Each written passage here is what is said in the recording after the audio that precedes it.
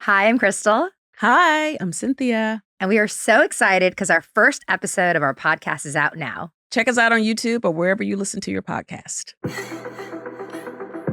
You're crazy.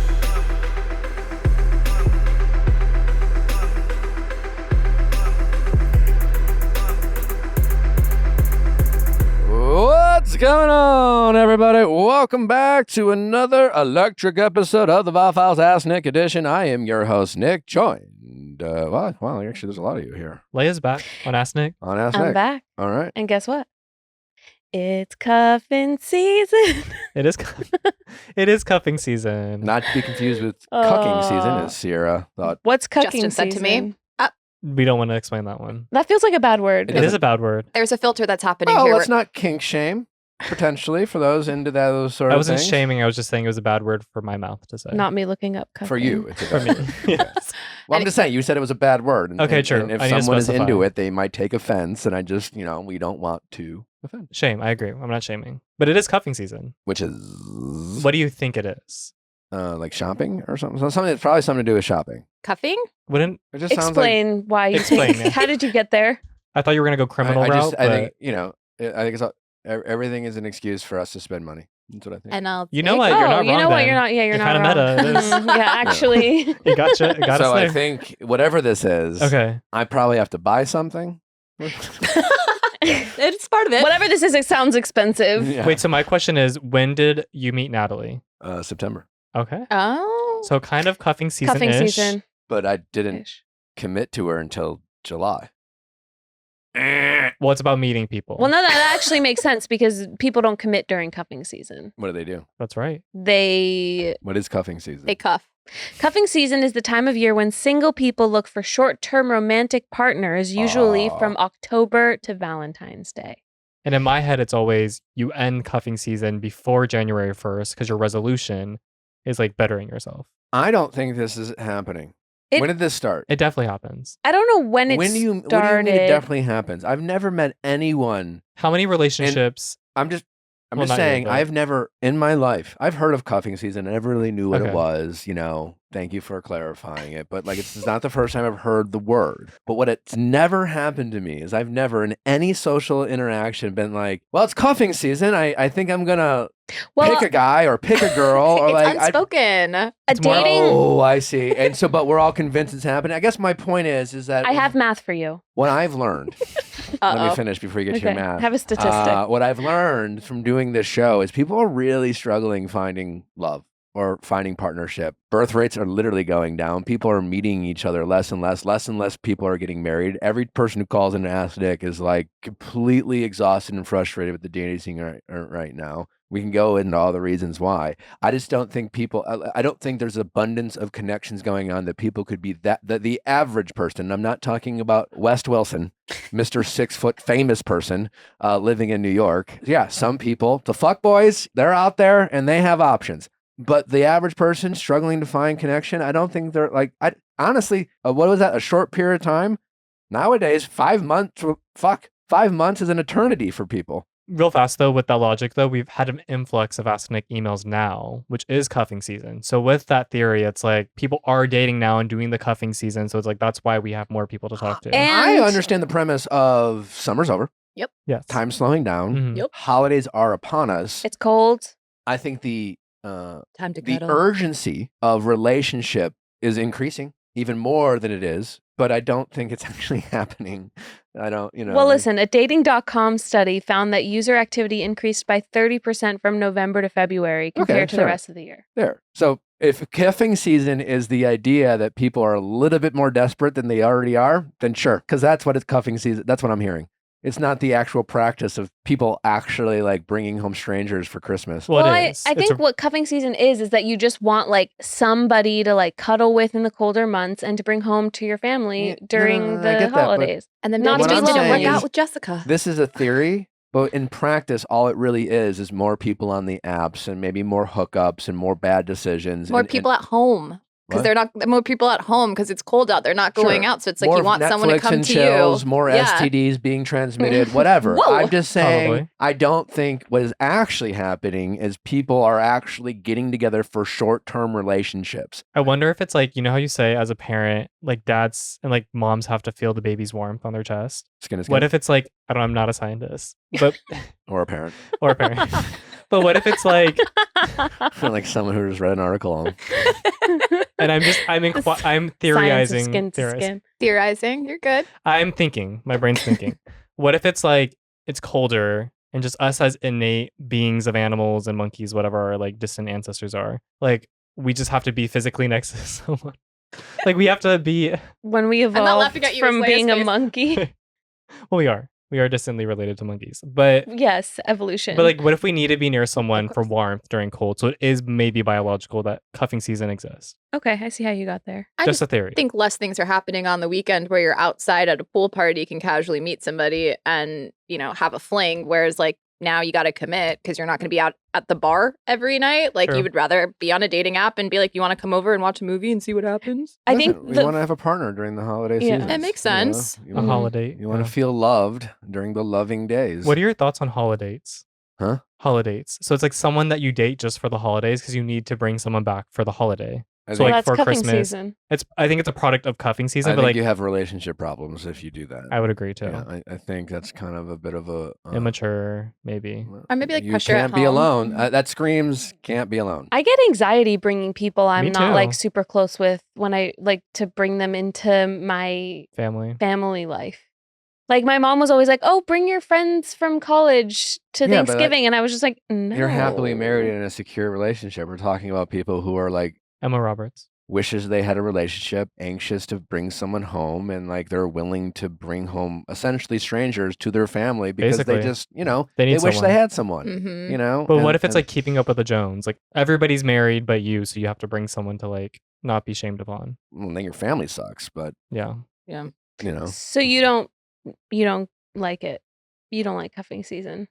I think it's made up. But I don't, whatever. Sure. Cuffing season is the increased demand and people going on dating apps. Yeah. Agreed. Case Yeah. closed. Okay. Yeah. But cuffing season made it. It reads as if like something happens, and if all that happens is people are just like are more desperate. I think then it's I a phenomenon. Yeah. Like it just happens. Cuffing season. I guess we know what it is. It's the name. Cuffing. Like cuff. You got it actually it implies that things are happening. People are actually getting together, and I feel like that's. I think it's just more like you just have more matches on a dating app you're not talking to. I also wonder if like cuffing season was a lot more prevalent Before before dating social apps. media and dating apps and all of that, where it's like, okay, like now that things are going to slow down, people are going to go home for the holidays. It'd be nice to have you to hang out with versus like now Or you if can nothing swipe a else, date. the seasons of getting together, and it's like, there are a lot of families out there. The few times you get together with mom, dad, siblings is during the holidays, and that's when people do bring their significant others. And if you are someone who's been single with a desire to be in a relationship, it can be like an unfriendly reminder that the sibling you kind of get irritated with, who's happily like married in love, and you're not. And so, like, I think this season shines more of a mirror on people's relationships and themselves and helps them to reflect more. When it's summertime, it's kind of like YOLO, Single party. there's less opportunity. You're hanging with your other single friends and you're not hanging out with your siblings. And, I think it's a lot of that. It's more aesthetic to be single during the summer than Yeah. winter. Well, and there's Yeah. also so much cute stuff that they do in fall that's like perfect for couples. It's Pumpkin like patches. pumpkin mazes. patches, get a hot cider and watch the leaves change, The apple lights. picking. So we should rename It's it Shame cute. Season, Shame season. The shame because season. like that's why the increase is happening because people are just ashamed with themselves for not being in relationships. Or if my theory's right, we're biologically just Well, linking your up. theory would just prove the reason people want companionship Yeah. and love. But like why it's higher all during the winter. But even think about like if it's I think- over Valentine's Day, like you've literally covered every holiday. That's so much more enjoyable when you're in Yeah. a couple. And then once you get past Valentine's Day, it's St. There's no Patrick's Day, point. 4th of July, party holiday. But everything leading up to that New Year's Eve, you want Yeah. to kiss someone at midnight, probably would be better. Do you see what I'm saying? Then I'm like, all of a sudden, it's like more fun and convenient to have someone in these During that months period. than Anyways, in the I think the summer. moral of the story is if you're someone who's like, hey, it's cuffing season, buyer beware. You know, this is a friendly reminder that there's a difference between being alone and being lonely. You're not alone, so don't bring home strangers just Yes. because you feel lonely. Capitalism. Do you think there's validity to thinking that, like, if somebody's reaching out to you in the off months, Well, that they're actually looking for a relationship as opposed to a situationship in the cuffing season months? Well, again, Ooh. I don't think. No, I mean, no. I think that's my point. Is I think people want relationships and connections, and maybe they don't. Their subconscious brain makes them reach out a little bit more. And like, no, I don't think it's just like. I think it's for yourself. Like if you're getting excited about cuffing season, maybe slow down. It's October 1st and you were reached out to by someone. 17 days Don't late do it. already. Yeah. Question before we get to our callers. What were people saying about our OnlyFans caller? What was their reaction? I can tell you that a lot of my friends loved it A lot and of thought people that are it was a listening. great call. A lot of people think she's lying, and lying about what? I knew people did that, a like, fake caller or I something? think there was just so many like twists and turns of her story that people were like, "This person's just making all these details up." I didn't feel that mean, way. I didn't. I mean, I was in the didn't room. think I didn't it's think so. I think people downplay that some people's lives, unfortunately, are chaotic. Also, our callers are anonymous. I don't. That would have been an elaborate. Yeah. That's true. And I don't what to talk to me. It was giving some like it was giving Shonda Rhimes. Like you, So we have some pretty basic callers too. It's like a free cameo, you know? You don't even need to say you're on OnlyFans to get on the show. That's our first time we've had someone do that. Yeah. Anyways, I was curious if people are listening for sure. I imagine some people might think it's fake. Anyways, it's time to get to our callers. Don't forget to send in your questions at asknick@theviallfiles.com. Regardless if you are on OnlyFans or not, we will read your emails and hopefully we'll be able to answer your problems and questions when they arise. Until then, I hope you enjoy these next callers. We'll also be back tomorrow with some great episodes. Just so you know, Joan Vassos, our golden bachelorette, is with us for a really awesome episode of Going Deeper. You will cry. You will be emotional. And we really went deep with Joan. We really got to know this wonderful lady. And if you are interested in Joan and the Golden Bachelorette, you will definitely not want to miss this episode. That much, I promise you. We also, again, just have some great guests lined up. We got Marissa from Love is Blind with us tomorrow. Anyways, let's get to our callers. Question time with Nick. Let's ask Nick your sexy questions. How's it going? Hi, good, Nick. How are you? Good. What's your name? My name's Lily. I'm 28, and I'm calling because I'm wondering if I found my person or if I'm just not ready yet. You're wondering if you found your person? Mm-hmm. What do you mean by you're wondering if you found your person, but you're not ready yet? Well, so basically, I got out of something a little bit serious back in April. I actually proposed to my fiance in the summer of last year, my ex-fiance now, and I broke up with him in April. Yes, I did. Actually. Okay, well, I'm just curious. Are you just a strong progressive lady who wanted to do something new, or were you like, motherfucker's not going to ask me, so I might as well? No, I don't. No, honestly, he kept making jokes like, when are you going to propose to me? And I took him seriously. Eventually, I was like, he's never going to propose, so I might as well. So needless to say, I think I wore the pants in that relationship. Did he say yes? But he did. Yeah. Yeah. And then what Yeah, happened? like without a doubt. And then we moved in together a week later. I think there was a little bit of pressure from my family to make something official before moving in with my first partner. Gotcha. Because I've had serious relationships before, but I do come from a traditional Christian family. And I think that they just really wanted us to get married. They were like, go to the courthouse and get married before you move in. And we had already signed the lease. And I was like, nope, I will propose to him since he keeps making jokes about it. And yeah, needless to say, he was actually really excited about that because I kind of was the one to make those kinds of decisions with us. So, and why we break up? We broke up because of probably the same similar reason. At the end of the day, I just didn't feel like I could rely on him. And I felt like I was making a lot of the decisions for us. He didn't really step up when I needed him to. And as much as I expressed those things to him, he was always... Gotcha. Did you break up with him? Yeah. Okay. And then when did you meet the new guy? About a month later, so at the end of May, and I broke up with my ex-fiance at the end of April. To be fair, it was months in the making, and I was in therapy during that time. So I think I was checked out for several months before that happened. The breakup was months in the making, not the new guy. Correct. Okay. Correct.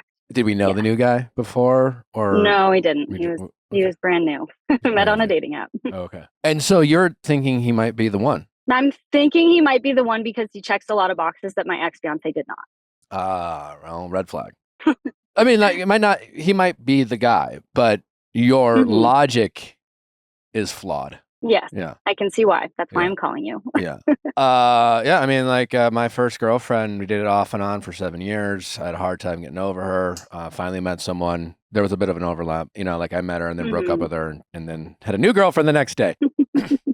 So I guess that's kind of where I'm asking, because I feel like maybe I rushed into it. Even though he's great and checks all these boxes, did I need to give myself more time in order to get through the breakup and be single for a while? Or you could just stop asking yourself or talking with him about the future, and you could stop asking yourself whether he's the one, or feeling some sort of pressure from either yourself or him or your family or whoever about whether he is the one. Couldn't he just be someone you're really enjoying today? Yes, knowing that he is someone who has a lot of potential, but we all know how unreliable potential can be. And you need to spend the better part. How long are you dating your ex-fiance for? It was about 2 years in total. About 2 years. Okay. including Not terribly long time. engagement. Nevertheless, I'm willing to bet you learned things about him in the last 6 months of your relationship that you didn't know in the first 6 months of your relationship. Yeah, absolutely. So, there's that. Where is this pressure coming from? It might be a little bit of myself because I committed to him early August. And maybe that's when I started to think like, oh my gosh, I already have a boyfriend again. But I think that also stems from the fact that my family told me that they are not over my ex yet. Good for them. So what, is you having a boyfriend and you being like rebellious or something? Well, they might think that. What do you think? But I've sat down with both of my parents and explained exactly why I left my ex and exactly why I'm pursuing this new person. How does this new person feel about you? I mean, he treats me really well. Okay. He does. So he asked you to be his girlfriend? Yes. How long in? About 3 months. So now it's been a total of 4 months that we've been dating, and we've been official for about 1 to 2 months. Seems like a totally reasonable timeline. Yeah, he went with my pace, which I appreciated. Are you guys playing house? Like, are you? No. That's one thing I don't want to do because I know that I did that with my ex. So what's the big problem? What's the problem? I guess I'm trying to figure out if I'm like self-sabotaging or if I'm actually. Are you like thinking about breaking up with this guy? Well, maybe we've had some like disconnects, and I'm wondering, and like everything that comes up, is that a red flag, or is that just me being like, holy shit, I have to commit to someone again and like work through all these things, because I've always been the relationship girl. So what are the disconnects? The disconnects only happen when there's alcohol involved, and has a harder time kind of self-regulating his emotions, and he's an avoidant person. So he's walked away from me. He's left me on the street. He's told me to leave his house. He's left my house. And these things only happen when there's alcohol. And then after he takes accountability and says, this is a problem and I need to figure out how to fix this. And I don't want to treat you like that. All right. So your boyfriend has a drinking problem. Maybe to some extent, like doesn't know. Well, I really feel his comfortable in saying he has a drinking problem based off what you're telling me. He's obviously not a professional, and I'm not calling him an alcoholic, but he's a problem when he's drinking.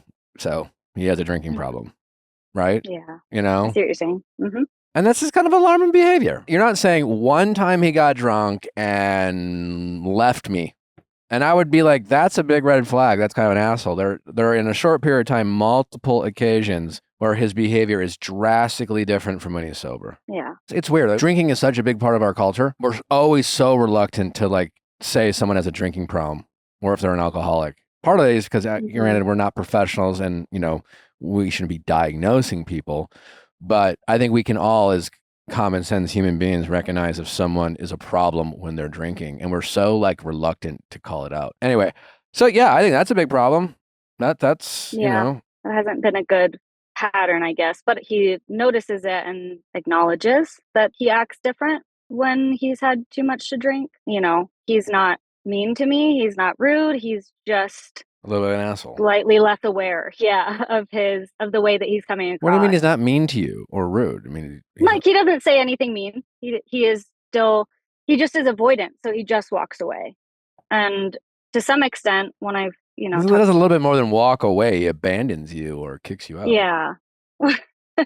Exactly. And then he feels really bad about it. And I know that that's just something that I'm like, this can't be a pattern. And I've told him that. What is he willing to do about it? Yeah. So he let me know that it's okay for me to like kind of step in if I feel like we have had too much to drink. Because Mother him. yeah, exactly. I said, I don't want to do that. But I just think that I said, if you're okay with it, I can help you to know when to cut it off because he doesn't drink a lot. So Is I there think a when he does, he goes, certain type of alcohol that he's drinking? it's shots. Okay, there you go. Stop Exactly. taking shots. There.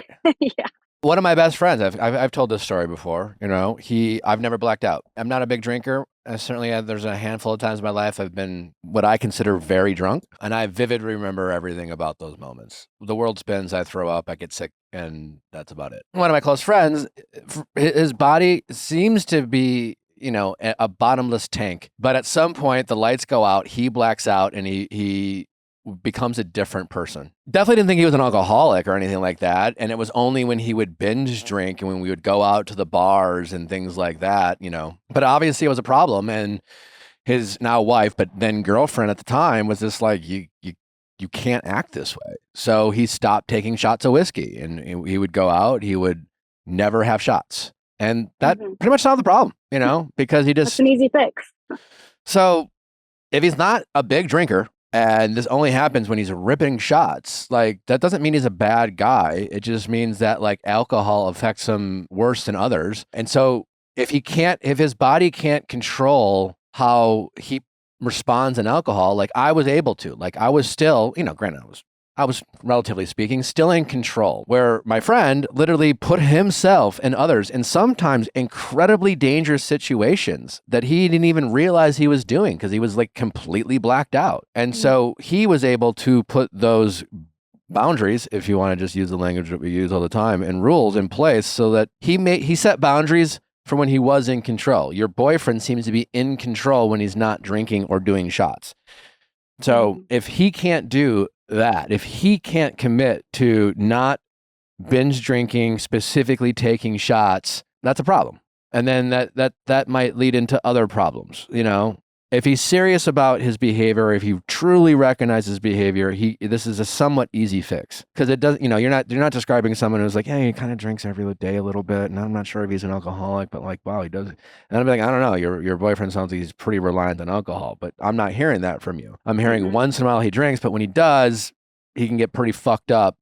And when he gets fucked up, he's kind of weird. Yeah, basically. So it's a from where I stand, it's a manageable problem, but it's all, you know, you should be able to see a change relatively quickly. It's a simple ask. It's an easy ask, and it's an ask that he should be willing to do if he's very serious about being sorry about how he's treated you while he's on alcohol. Yeah, absolutely. I think that's a good point, that it's just something that I need to enforce as my own, you know, my own ask. I want to ask him to do this so that he is better for me and for us, so that the disconnects don't happen when we aren't drinking. So how can we make that happen? Because when I drink to have fun. I don't drink to start shit. I just want to have a good time with my friends or with my boyfriend. Do you think he drinks to start shit? No, I just think that once he passes a point, he has a harder time with triggers or with knowing when to. Well, and back to my point, it's just that when he binge drinks and he gets a certain level of drunk, then his inhibitions, is that what it's called? Inhibition, whatever, like get drastically decreased. And yes, he's far less in control of himself while drinking than you are or others. You are capable of drinking, and it doesn't seem you can get drunk, or at least seemingly, I don't know, maybe your friends would think differently, but, you know, there aren't people coming to you being like, you're kind of an asshole when you're drunk. Exactly. You know, like, my buddy got tired of hearing how much he was an asshole while drunk. My buddy got tired of having to apologize to people for when he was drunk. And so it took him a lot longer than it should have, but it was his now wife who he changed for and stopped. If I were him, I wouldn't. It really isn't for you. It's just like your body doesn't handle alcohol well. Okay, great. So what? Like he shouldn't. Yeah. No one's saying don't drink. No one's saying don't have a glass of wine at dinner. No one's saying don't have a cup of cocktails out at the bar. No one's saying don't get a little buzzed. But that's why shots are so dangerous because, not that you need like a fucking class on how alcohol affects your body, but like it takes more time to drink a beer or wine or even a cocktail. In shots, it takes a second. And all of a sudden you're ripping 3 shots in the matter of 15 minutes. And then it's like taking too many edibles. And then, it's like, I don't feel it yet. So let's take one more. And then, 90 minutes later, you're just like, what is wrong with Chad?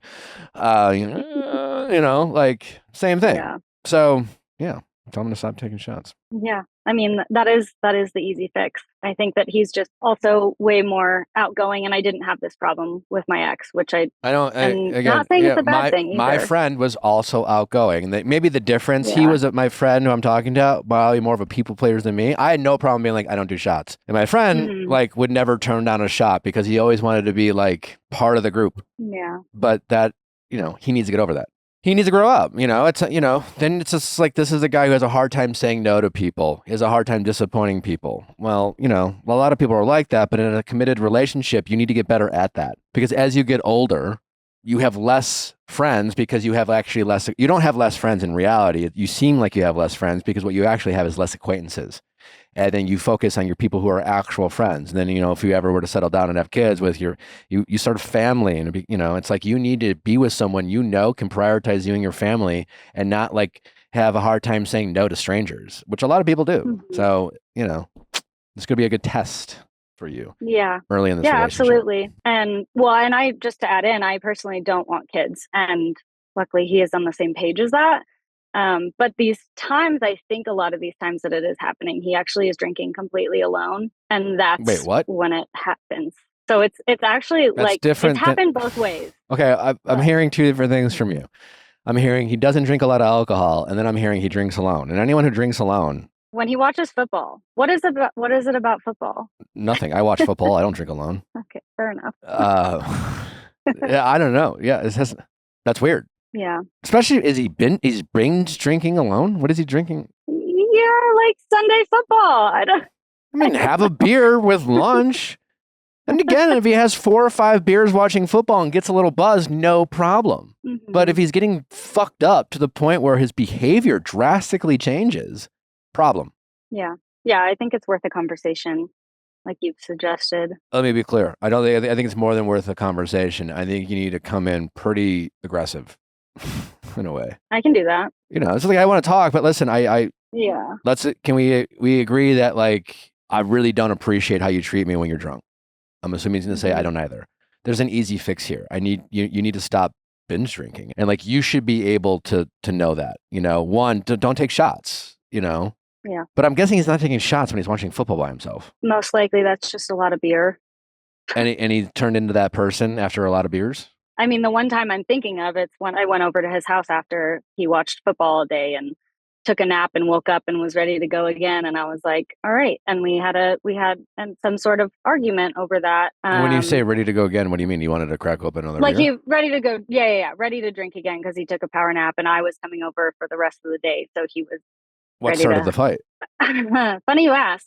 I don't feel the need to go through anyone's phone, but his phone was sitting there and I picked it up and I was like, oh, you sent me this reel on Instagram, and he had actually sent it to like 40 other people. And when I looked at who he sent it to, he had sent it to like Tinder girls that he had met right before me. And so I thought that might be an issue because I just kind of gave him some shit for it. Kind of just sat there and was like, why are you sending a reel that you sent to me to women that you met on Tinder? Whether you met them in person or not, why are you even reaching out to them? And what was the reel? He felt defensive. It was actually like a self-help podcast reel. It was something that was like, I just thought they could hear something that would help them. And I'm like, well, who are you to tell everybody how they should be dealing with life right now? Because that's not your girlfriend and that's not your girlfriend, but I am. So I agree. Just a weird. I agree with you in principle, but you were definitely wrong. Oh, absolutely. Because it's, I could see a world like should he have done that? No, you had the right to be upset, but like I could see a world where he just was like, I don't think he's doesn't mean he's doing anything wrong. No, and I didn't think so either. I think I just gave him some shit for it, and he got a bit offended that I gave him shit for it, and that's when he told me to leave. So it's just like things like that, where as soon as I, if I push him a little too far, whether that's me like kind of messing around with him, then before you know it, he's like, okay, can't be around you anymore. Is this always alcohol related? Always.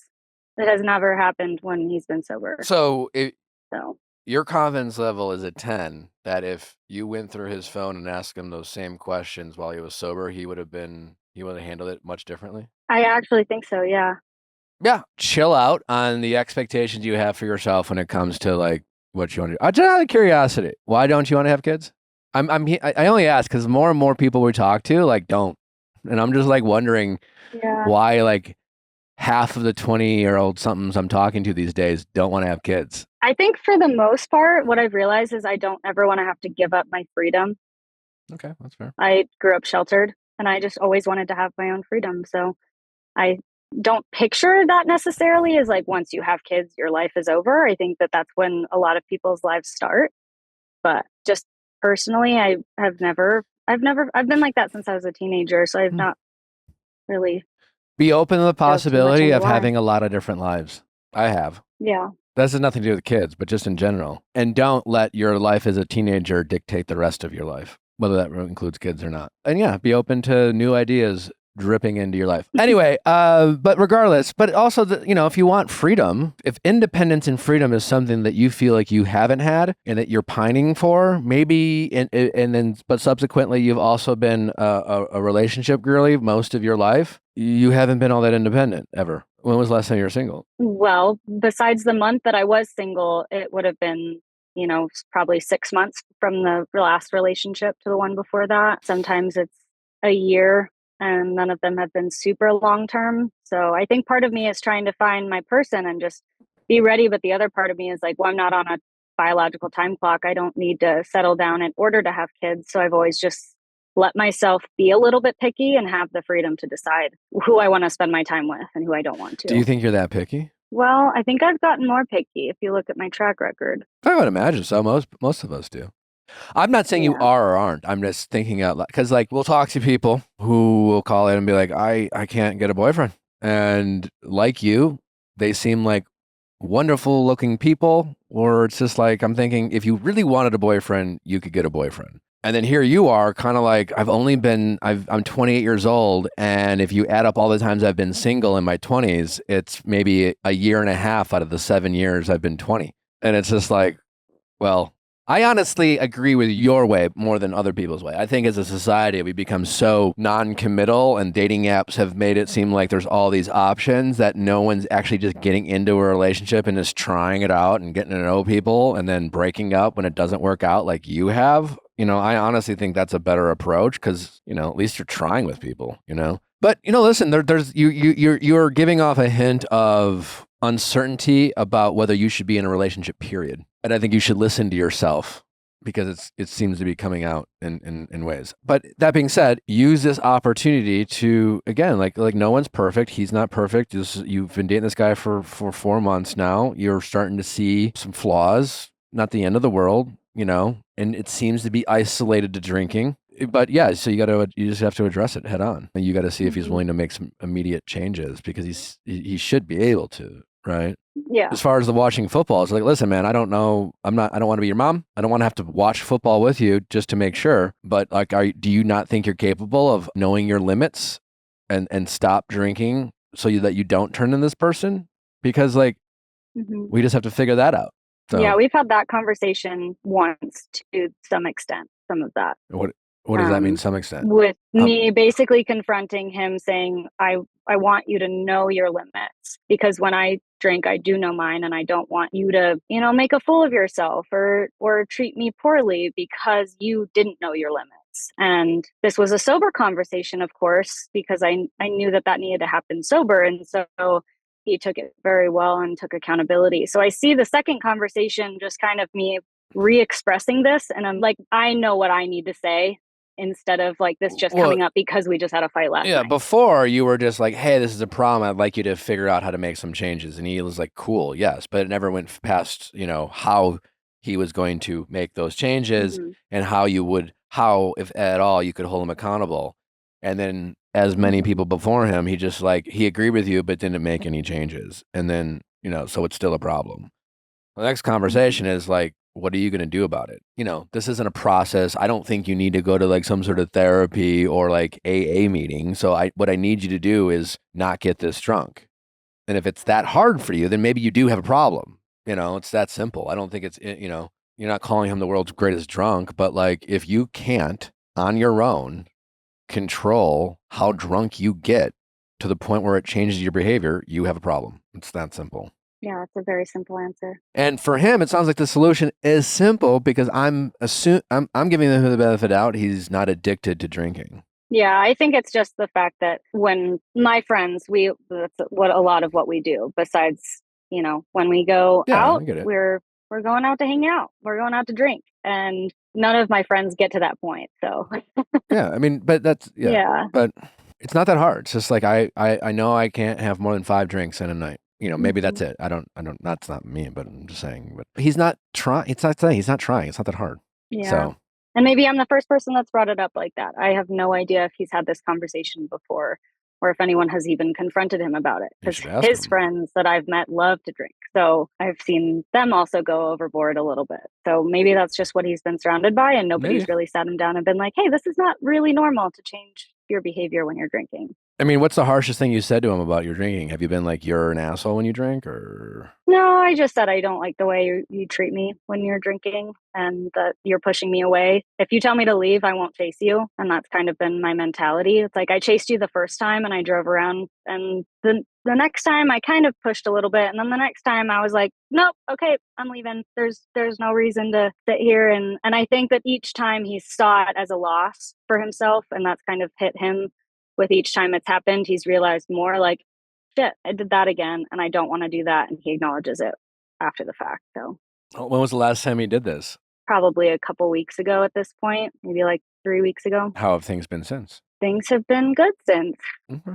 I mean, like I said, it's not really an issue. I think that he's a passionate person and I'm a passionate person. And that's what I've wanted, someone that kind of could meet me in the middle with like how much we care about things. But I didn't realize that there was a downside to that as well, which there is with me too. I also get a little bit too passionate. And when I am drinking, it's the same thing where I'm not pushing anyone away. I'm actually like, hey, let's talk about this because this is actually interesting or important to me. So I think you get drunk and talk politics?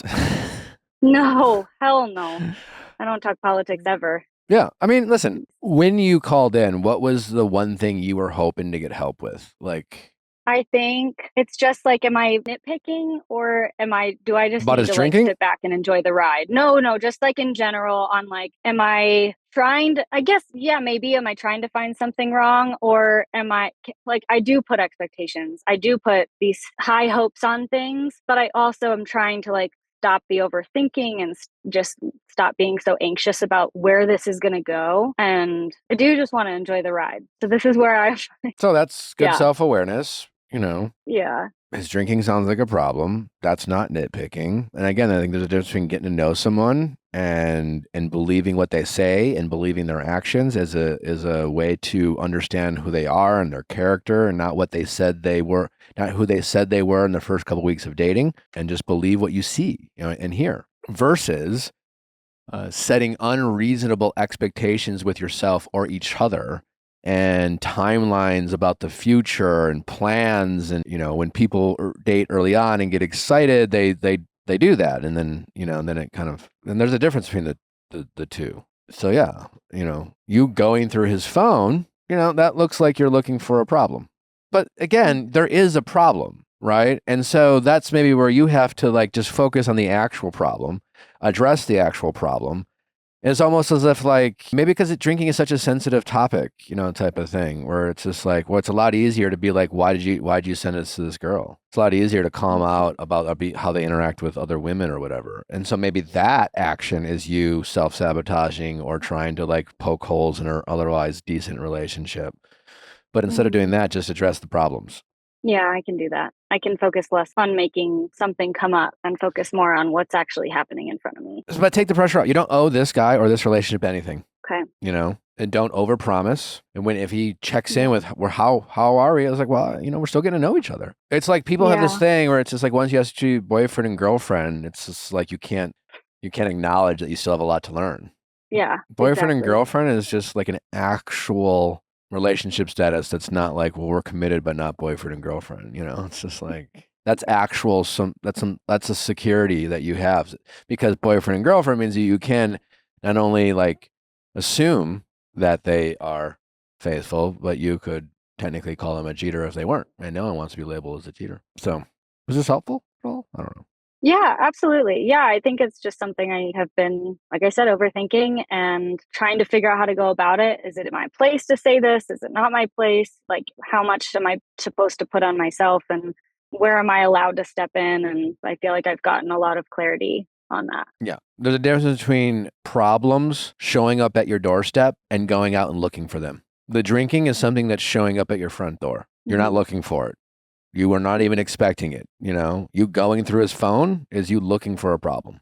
And I've never met someone who's gone through someone's phone and haven't found something to be mad at, whether they were meant, you know what I'm saying? And this would be a perfect example. It's just like kind of weird that he did that, but like there's nothing, he didn't say anything inappropriate. He didn't continue the conversation. There was no other evidence that there was it was just like he felt inspired and felt like inspiring other people. And you were, it's still relatively new in your relationship. So it's like he still feels like he can be friends with the opposite sex, and it's not that weird, and he's not doing anything wrong. So why couldn't he do this? But yet here you are going through his phone and being like, why the fuck did you do this?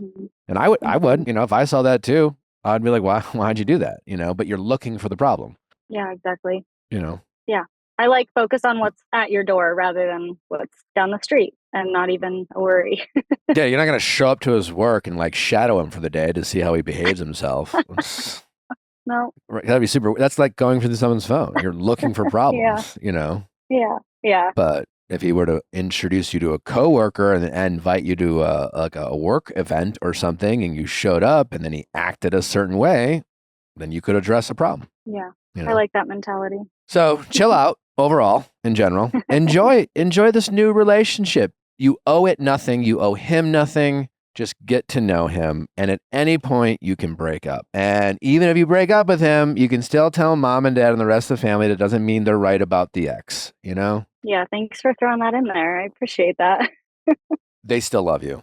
They want what's best for you. You just have to get good at ignoring them. Yeah. And when they open their mouths, be like, you didn't have to date him. And no one's denying he might make a great son-in-law, but I didn't want to marry that person. So thank you for coming to my TED Talk. So. Yeah, exactly. Parents will care as much as you allow them, No, I care. Yeah. You got to push back. They know that you care how much they care. Just repeat after me. My parents love me unconditionally. You want your parents to like you unconditionally. And that is a job for your dog.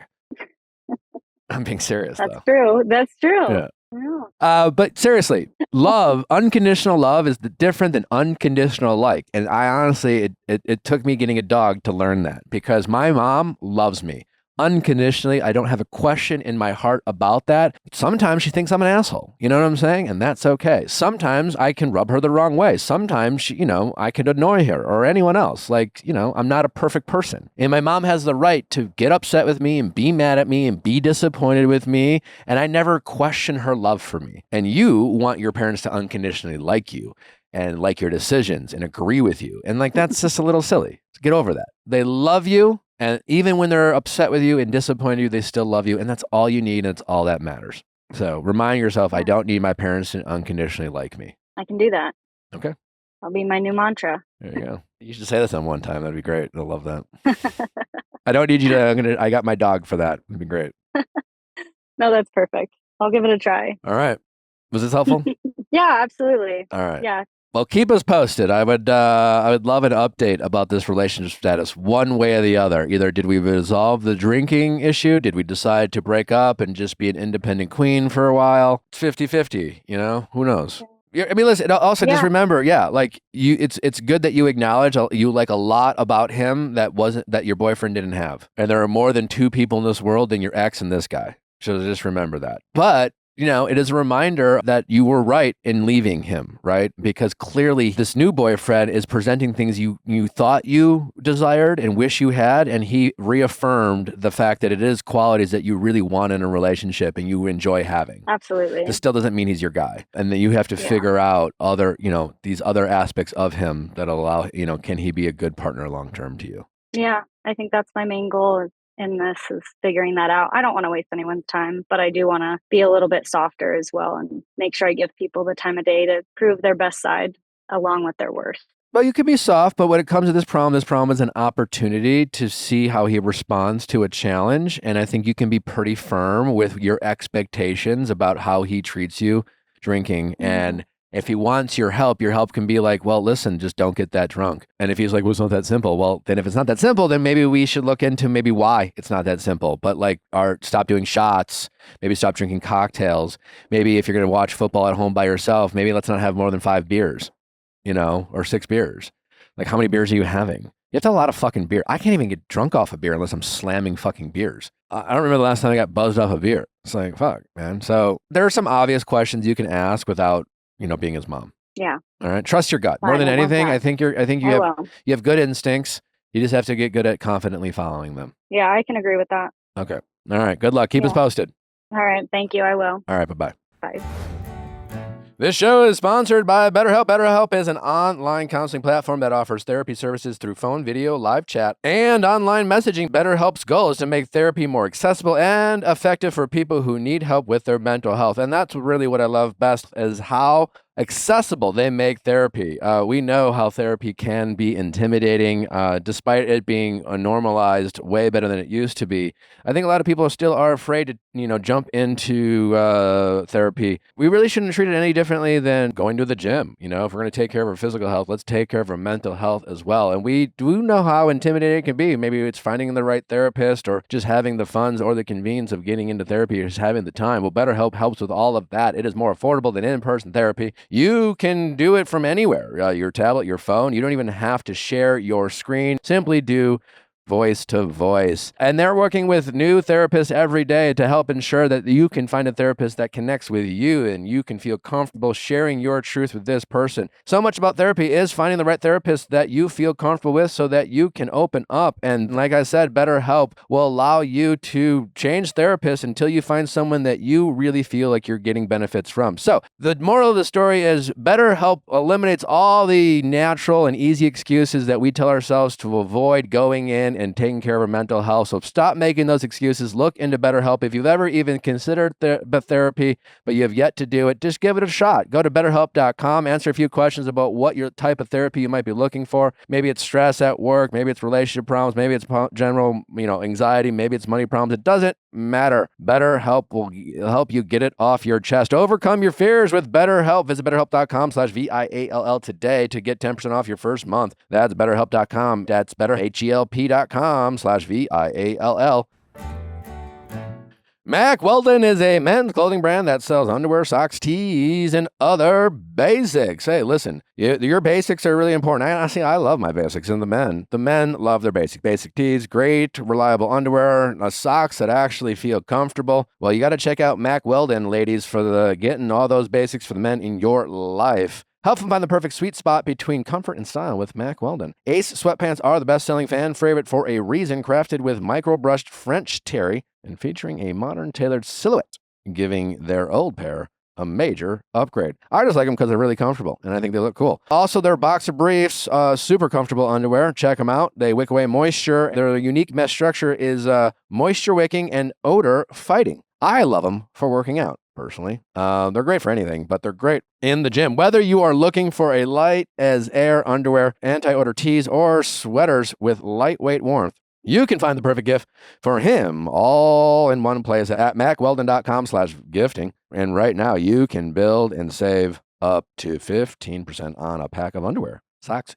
or tees. What a deal. So why not upgrade your underwear drawer this holiday season? Get the perfect gifts for him from Mack Weldon. Go to MackWeldon.com/gifting. and get 25% off your first order of $125 or more. That's MackWeldon.com/gifting, MackWeldon.com/gifting. How's it going? Hey, good. This is John. I'm 33, and my ex won't stop reaching out to me. Okay. How long have you been broken up from your ex? It's been a full year, actually. Okay. And I'm assuming you've asked them to stop? Yeah, so we actually were trying to still be friendly the first few months that we had broken up, but it was just too hard, and a lot of weird conversations kind of went down. So in the new year, we decided no contact was going to be the best option if we ever wanted to just kind of move forward, and eventually perhaps in the future try and be friends. But then just basically every month something would pop up, and it's just been now quite a while. And there was an incident over the last weekend where I actually saw him at a mutual friend's birthday. And so the friend he was with just reached out that same night asking that I have a conversation with him. And as recently as last night, I actually received an email from my ex. Okay, what did the email say? So when we broke up, he kind of started being a little distant and cold and shut down. And at first I was thinking, oh, maybe, he's traveling a lot for work. He's super stressed out. Maybe I'm traveling, to visit my friends and family too much. And we just need to reconnect. But it got to the point where I had to finally say something like, hey, are we okay? Because he was just so shut down and distant. Why'd you guys break up? That's the thing. So there was this guy that he was hanging out with. It was apparently just a friend. And I had learned after the breakup, shortly after, that they had been kind of hooking up. And he reassured me that he had never cheated on me and that wasn't the reason of the breakup. But basically, all this time later, he still thinks that I'm upset over the fact that he started hanging out with this new guy right away. And that was kind of the body of the email. Most of it was about how that wasn't the case. The reason really wasn't clear. Like, I think he was interested in this other guy, so he cut things off with me super quickly in order that he could say he wasn't technically cheating. But he thinks that that's the reason why I was kind of upset and wanted to do the no contact thing. But for me, it was more of like the way he handled the breakup, the months of being distant and cold. And I know that you said in the past, like, how you leave a job matters, how you end a relationship matters. So for me, that was kind of what was more hurtful. Like, yeah, we're adults. If you want to move on to somebody new, then fill your boots. So it's just kind of funny that now he still thinks, after all this time, that I'm upset at the fact that he started kind of seeing somebody new pretty quickly afterwards. And he's still, to this day, as of recently as this email, trying to clear his name of that. So to be clear, he ended the relationship, right? Exactly. Originally? Yeah. Okay. So, and how did you feel about that at first? I thought this was something we could work on. And I said during that conversation as well, like, hey, I always come from a place of working through things, relationships have ups and downs, but you kind of seem like you're done. And he looked me in the eye and said, yeah, I'm done. I said, I'm not going to sit here and beg for someone to be with me, so I'm going to go. And we actually hadn't seen each other in person for a full year until last weekend. So I kind of had like a weird reaction when I saw him at the friend's birthday party, like just a wave of anxiety kind of flooded over me. My hands were vibrating. I felt like I was going to vomit. So I didn't really say anything to anybody. I just grabbed my stuff and walked out quietly. People asked me like, hey, where'd you go? I was just like, oh, I had a work thing come up. Sure. I'll see you guys later. So I think I was hoping that he didn't see me, but obviously he did, because he's been reaching out through his friend on Saturday night and then through his email last night. And how many times has he reached out between now and then? So Like, since it's been like an ongoing thing. Yeah. Since the breakup. So we decided no contact in January, like early January after New Year's.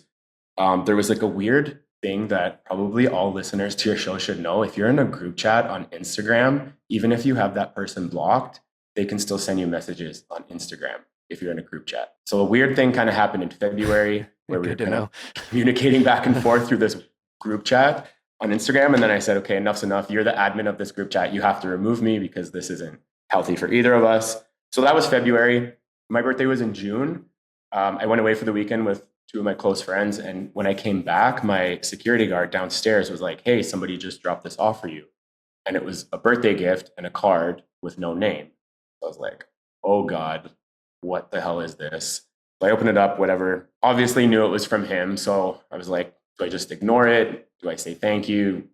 The only way that he had basically been able to contact me up until then was through LinkedIn. He actually sent me a LinkedIn message like a few weeks before that I had ignored, just trying to check in, but I didn't reply. So I went to LinkedIn. I just said, hey, thanks for the gift. You really shouldn't have. Hope you're well. And then that kind of opened up a whole can of worms. He was saying like, hey, let's get coffee. Let's catch up.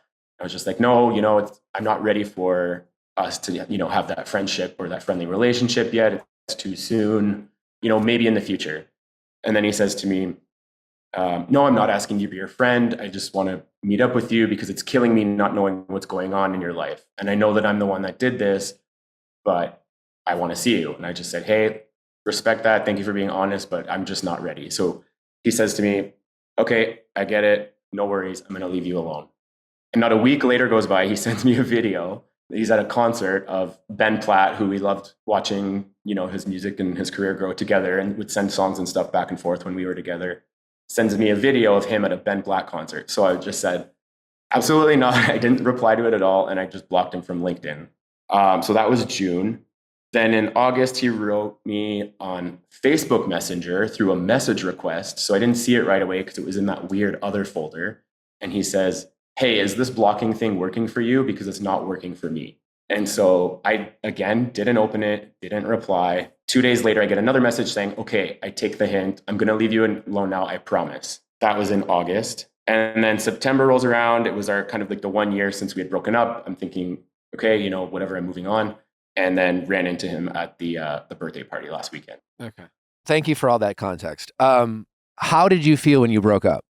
Like, were you heartbroken? Were you like, he did this, but honestly, maybe we're not a good match? Like, just how was your heart following the breakup? It was honestly shattered. Like, this was, shattered. Okay. Yeah, for me, it was endgame. Like, I was putting everything I could into this relationship to have a life with someone, to grow old together, to just share an amazing life. Like, you had a really great relationship. And so for the ending to be so kind of blunt and really without any real cause, like, he really couldn't even give me a real reason. He just said he had to find himself. He's lost, sure, all the bullshit. Yeah, exactly. So, and when I said to him, like, I always come from the place of trying to work through the hard times, but it seems like you're just done. And he couldn't even look me in the eye. We were sitting at his dining room table. He still had his laptop open. Like, he was staring at his laptop. So I was just like, I just felt so disrespected. And for, the 3 years that we were together, I was just like, this is crazy. This is how it's ending.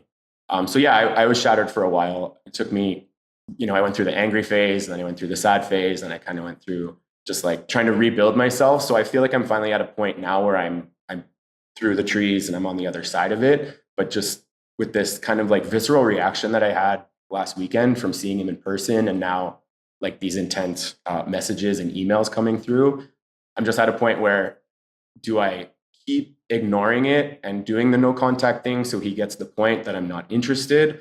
Or do I craft a reply or a meetup to just be like, hey, like, stop? Okay. Well, I definitely don't think you should meet up with him. That's for sure. In terms of, so up in this point, you kind of described that the fact that you knew yourself and you kind of trusted your body and your instincts, knowing that you weren't ready to be his friend, which I commend. But my question to you is there still a part of you that has always hoped that you would get back together? It's like you've known enough not to take the crumbs, but have you been still hopeful that he would show up and say, I'm so sorry. What the fuck was I doing? Would you take me back? Let's get married. I want to spend the rest of my life with you. Have you been holding out for that a little bit, or no? Have you moved on regardless of that? Yeah, I always kind of knew that would be a potential possibility, because we did take a break early on in the relationship. The first year, we took about 4 months off, where all that kind of was said, and when we got back together was great for another few more years. So I think this kind of being the second time around, where he was the one both times who initiated the breakup, that I'm kind of like, fool me once, shame on you, fool me twice, shame on me. And if I were to go back a third time, I'd be absolutely insane. Yeah. All right. Couple of things here. There's like, in my head, how I'm hearing you, there's like two different boxes of topics. There's the immediate question, which is how do you handle him emailing and reaching out? So like I said, in my opinion, I don't think you shouldn't meet him in person. To me, this is all about him still having access to you that he wants, because he still, in some way, shape, or form, still feels like he has some sort of control or power over, between the two of you, which is common for people who end relationships. And then the conversations following those relationships talk about the possibility of future and still being friends and blah, blah, blah, blah, blah, blah, blah. The conversation of, well, maybe we can still be friends regardless of how you've handled it since then, because obviously your energy hasn't been like, let's be friends. But the fact that you presented it as an option, he's really he took that to heart. I'm not saying it's a conscious thing or he knows he's manipulating you or he's doing this on purpose, but there's clearly a confidence level he has and power he feels like he invokes in this relationship by his behavior, right? Mhm. And it seems like you've stopped short of saying, please don't ever reach out to me. I really just want to move on. Don't make this weird. I've moved on and I wish you all the best, but please don't reach out to me. And it's right. You haven't fully done that. Yeah. Right. Yep. Okay.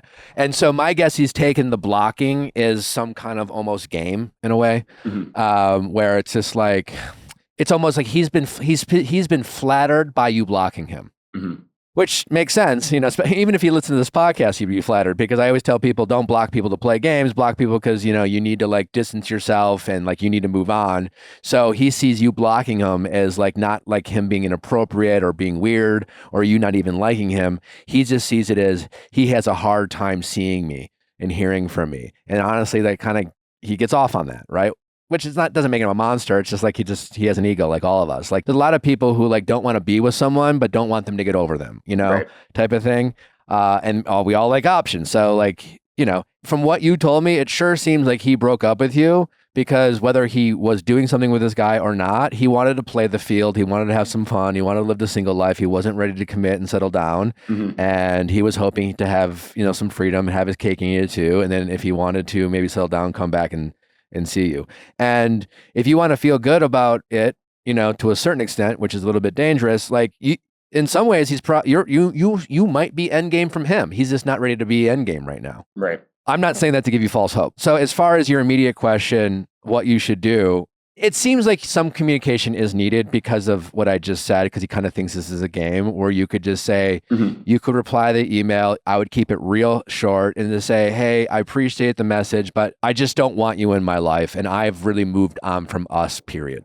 You know, I forgot how I say it in my book, but I talk a little bit about friends being friends after relationships. And I hope this helps you because like when he broke up with you, he wanted immediately after, you know, while your heart shattered and you're having conversations about being friends, he wants to be friends because again, he wants to maintain that access to you. And you want to remain friends because you want to hold on to the hope that eventually he'll come around. But neither of you actually were interested in being platonic friends. And nor should you, because regardless of the fact that you didn't end up with this guy, I'm assuming like most people in relationships, you wanna leave this relationship with at least some positive and fond memories. You know, you spent 3 years with this guy, you had some great times. You wanna, you know, move on with your life, eventually meet someone else, and still, you know, be grateful for that time that you had. Right. Yep. And to do that, you have to respect the fact that he wasn't just your friend. This was a special person. This was someone that you loved and you cared for and you cared about. And to just be friends would be disrespectful to the memory of that relationship. That's how I feel about it. Right. Yeah. Like you're not supposed to be friends. You're not meant to be friends. To be just friends, if you could just go from a serious relationship to just friends, then you were never in that serious of a relationship. You know, your reaction to him at this party made sense because you loved him, you cared about him, and you never really fully processed. You know, it sounds like in my mind you haven't fully moved on from him, and that's why you had the reaction that you did.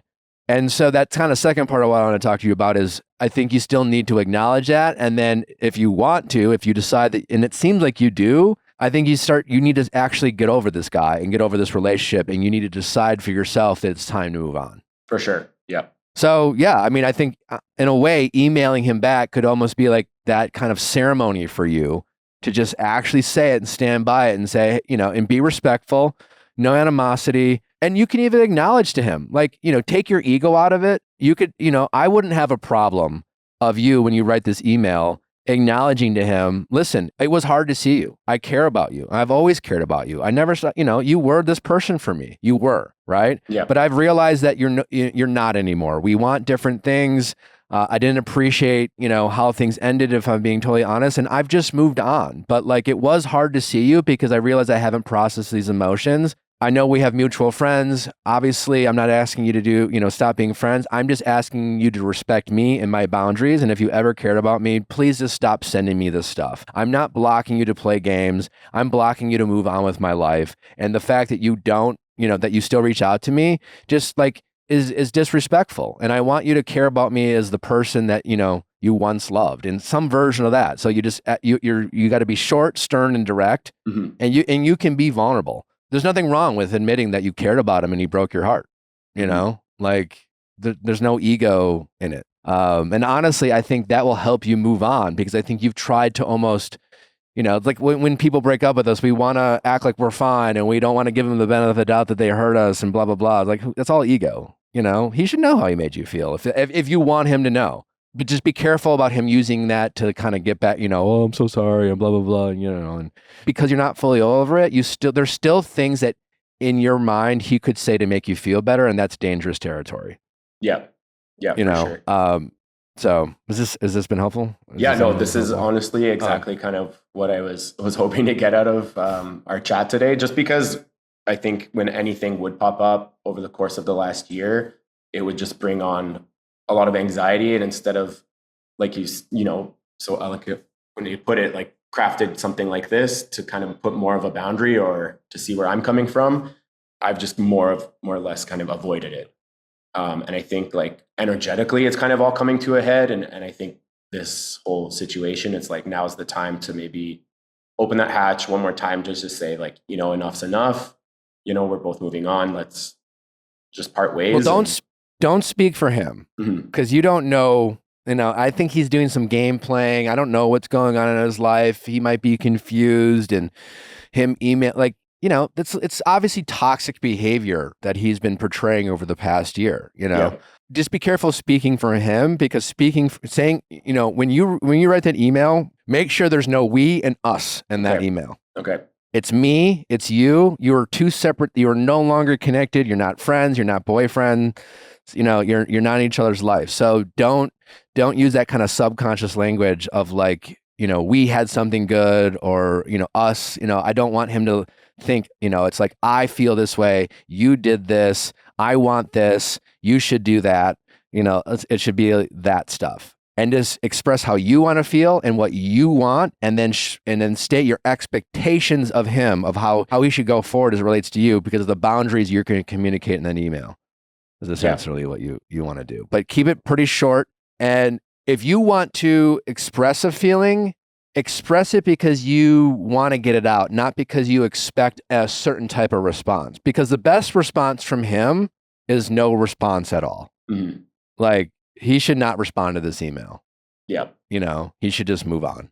Yeah, for sure. And I think that's what happens, and why I kind of just ignore most of them, because I find when I do reply, it ends up opening a bigger can of worms, where he kind of, like you said, realizes this is a way that he can access me, and then kind of runs with it until I end up blocking him on LinkedIn or Facebook Messenger, WhatsApp, Instagram, his friend's Instagram, like whatever the venue he's used over the past 12 months.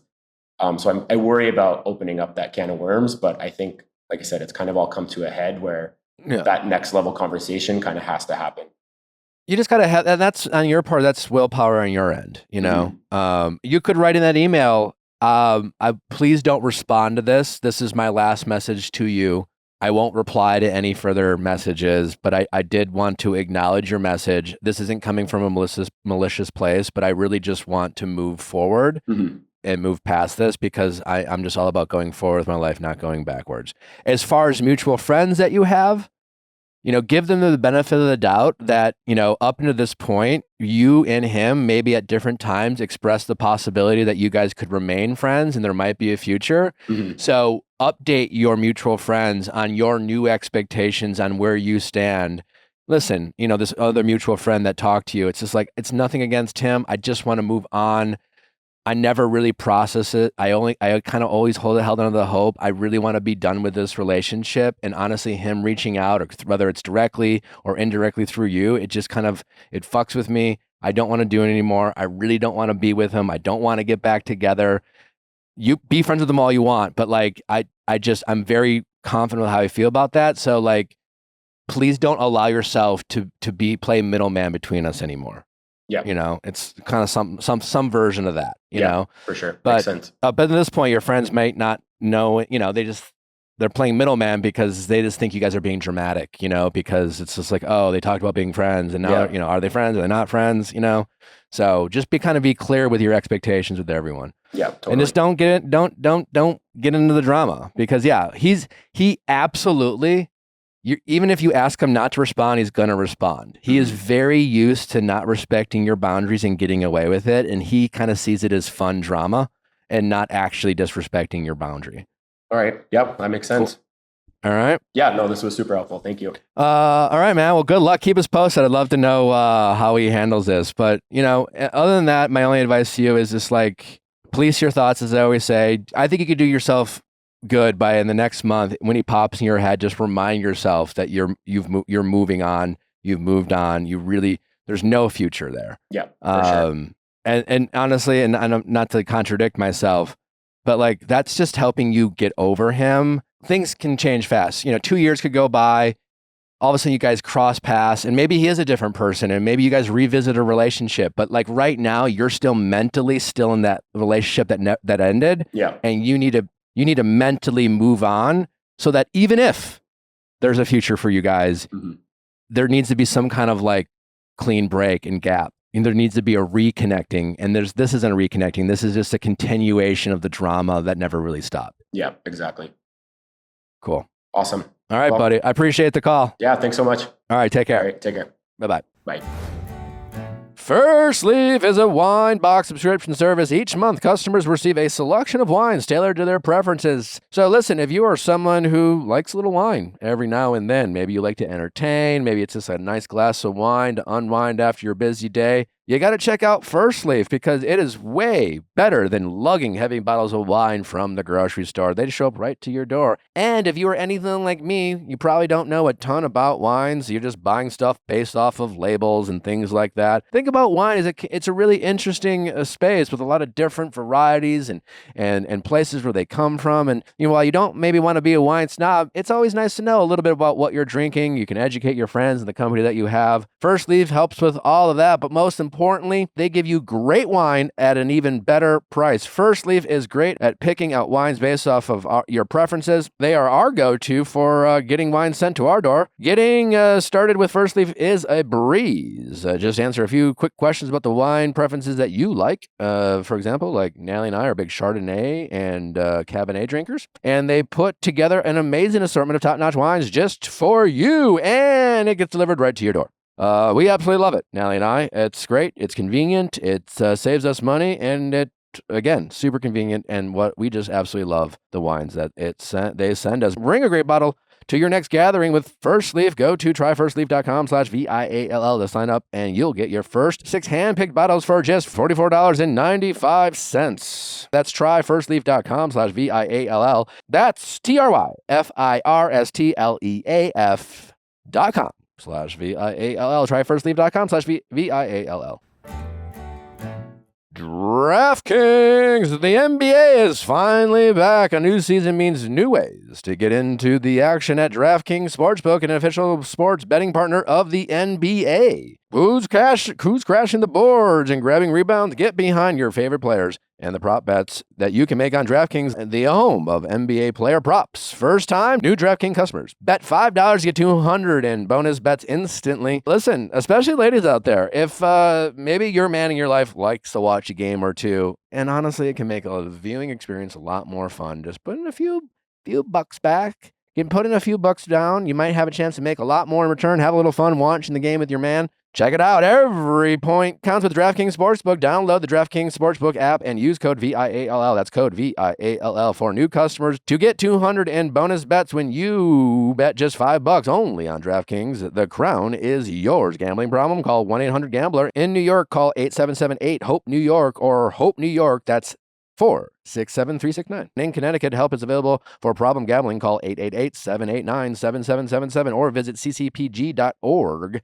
Please play responsibly. On behalf of Boot Hill Casino and Resort, Kansas, 21 plus age and eligibility varies by jurisdiction. Void in New Hampshire, Oregon, and Ontario. Bonus bets expire 168 hours after issuance. For additional terms and responsible gambling resources, see dkng.co/bball. How's it going? Hi, my name is Tara. I'm 27 years old, and the guy I'm dating doesn't take care of himself. Okay. How long have you been dating for? I've only been seeing him for about 2 months. And what is our relationship status? Good question. We haven't quite defined it yet, but we have had a conversation that he's not on the apps and we're not sleeping with other people, but boyfriend and girlfriend haven't really been said, and I'm okay with that as of right now. And what do you mean by he doesn't take care of himself? I guess I'll start from the beginning. We met on a dating app, and our first date was great. We talked the entire night, had really good chemistry, really good banter.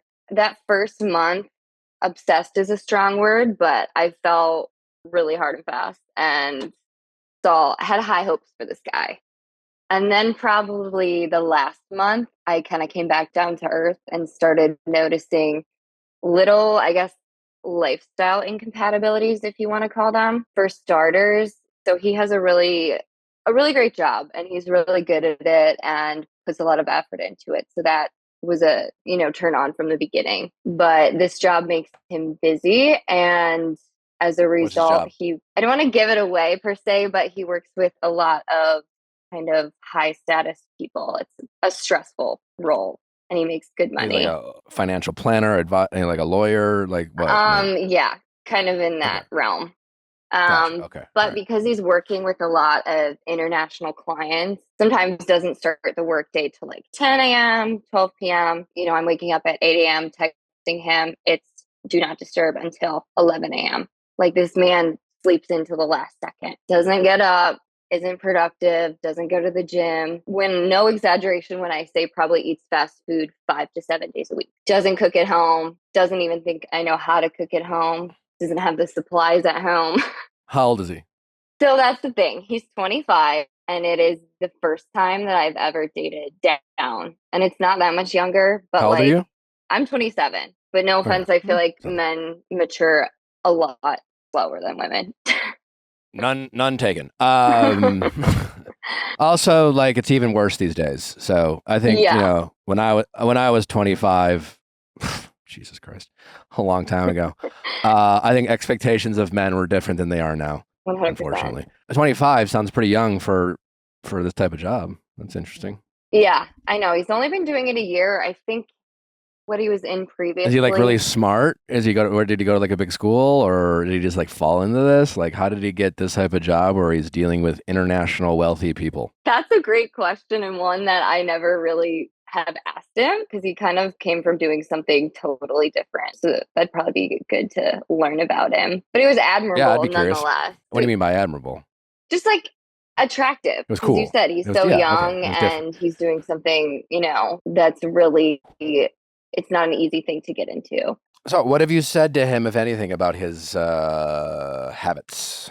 It was funny. We were on a date the other day talking about celebrity crushes, and I showed him like my guy, and he's like, oh, that makes sense. You like the meatheads. And mind you, the guy I'm seeing, he's like 6'3", facial hair, great face card. There's just not, he's a skinny dude. And like, obviously I'm attracted to him or I wouldn't be dating him.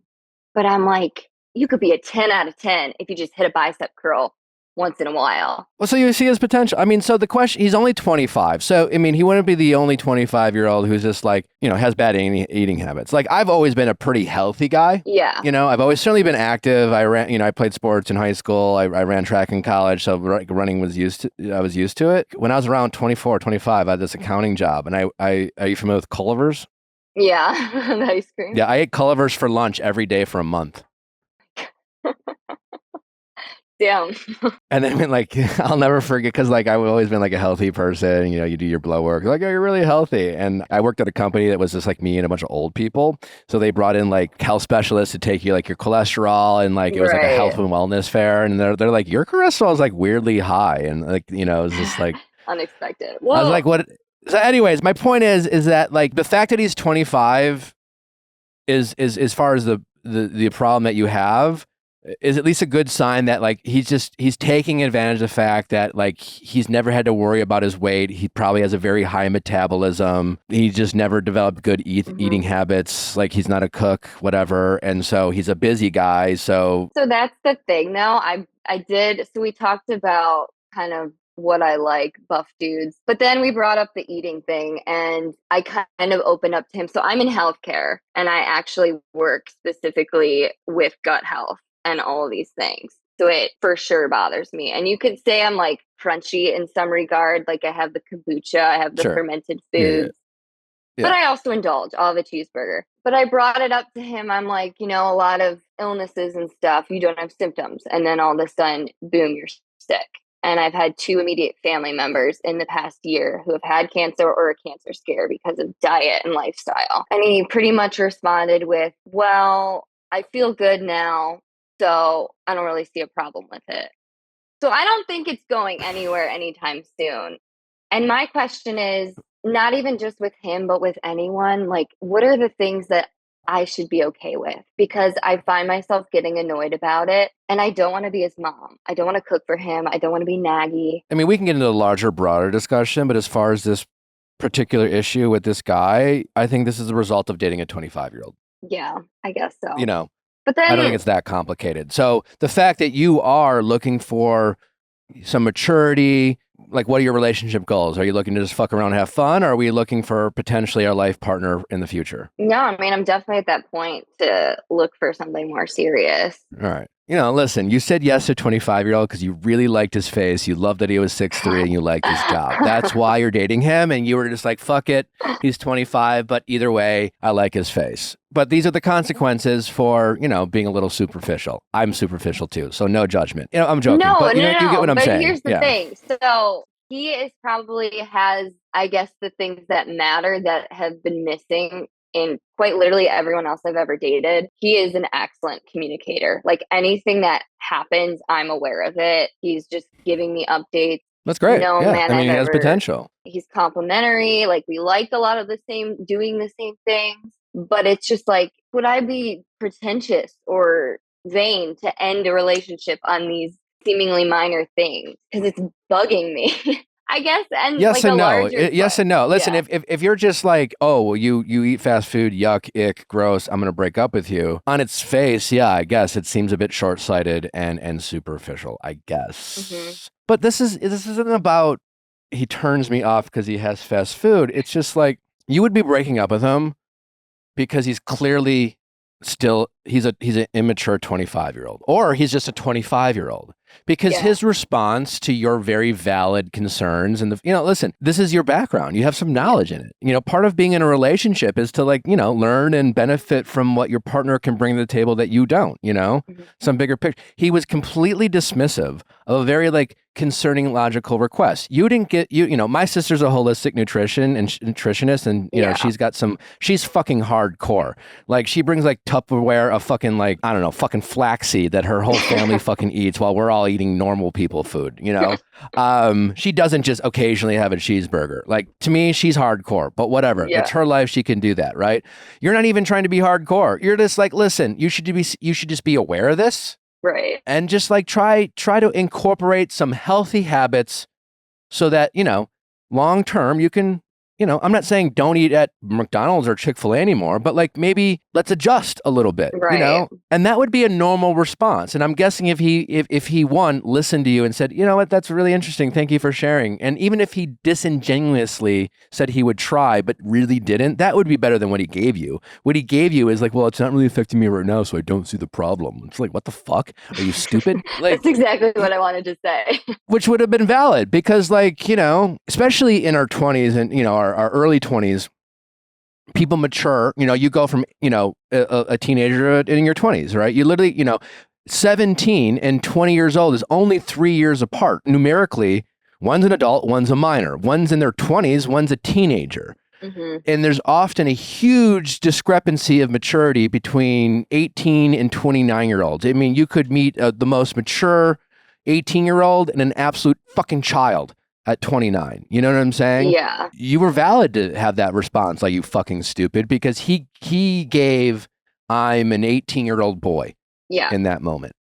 and you didn't sign up to date an 18-year-old boy. You reluctantly agreed to date a 25-year-old man. Yeah. And I guess so him aside, that's why you would be breaking up, given this topic, assuming his behavior it stays the same.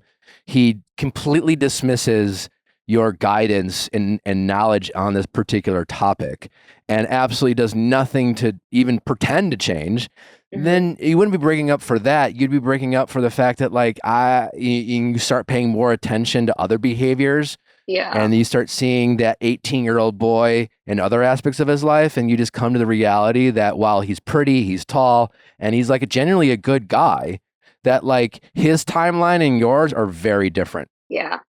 I think so. That's why you would be breaking up. Yeah, and I think that's the hard part about where I'm at is I'm like, do I give it more time? Do I try to bring it up in another way? Because I don't want to hurt his feelings and be like, hit the gym and stop going to McDonald's. Like that sounds rude. Well, maybe he doesn't need to hit the gym yet. You know what I'm saying? Yeah. Like, yeah, that would. Listen, you wanting him to pump iron and get more muscles is superficial. He doesn't need to be right. He doesn't need to have muscles to be healthy. And he could just be an active guy who walks a lot. And as a 25-year-old man, he's probably active enough where like he doesn't need to run to like be a healthy person. Eating fast food every fucking day can drastically affect his health and like rear its ugly head in his 30s or early 40s, which comes faster than you think. I don't know. I have a hard time because I don't want to be like fast forward married 20 years down the line and still be fucking nagging him about stuff. Like I